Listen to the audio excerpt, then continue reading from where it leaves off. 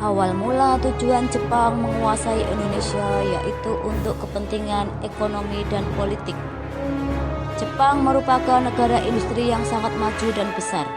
Jepang sangat menginginkan bahan baku industri yang tersedia banyak di Indonesia untuk kepentingan ekonominya.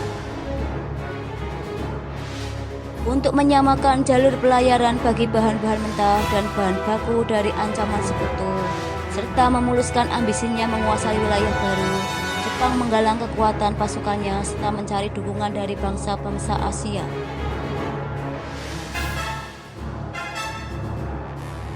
Terdapat 3 tempat penting pendaratan Jepang ketika masuk ke Indonesia, yaitu Tarakan Kalimantan, Palembang Sumatera, dan Jakarta Jawa.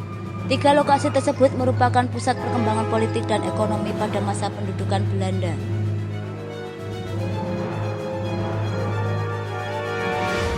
Pada saat pendudukannya di Indonesia, Jepang melakukan pembagian 3 wilayah.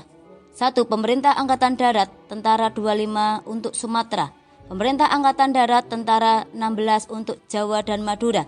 Pemerintah Angkatan Laut, Armada Selatan untuk Sulawesi, Kalimantan, dan Maluku. Kebijakan pemerintah militer Jepang diantaranya adalah berdikari, berdiri sendiri. Semboyan 3A, Jepang Cahaya Asia, Pelindung Asia, dan Pemimpin Asia. Memperbolehkan pengibaran bendera merah putih berdampingan dengan bendera Jepang.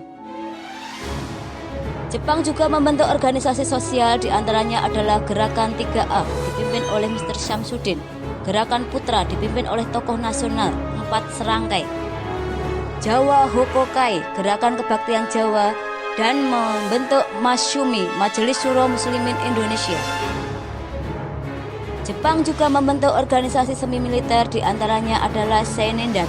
Tujuannya memberi bekal bela negara agar siap mempertahankan tanah airnya.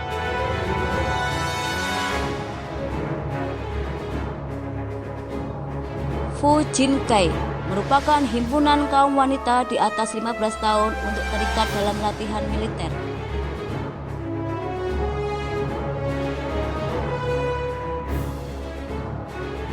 Membentuk Keibondan merupakan barisan pembantu polisi untuk laki-laki berusia 20-25 tahun.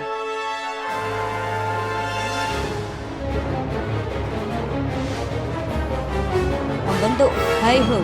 Haiho didirikan tahun 43, merupakan organisasi prajurit pembantu tentara Jepang. Pada saat itu, Jepang sudah mengalami kekalahan di beberapa front pertempuran.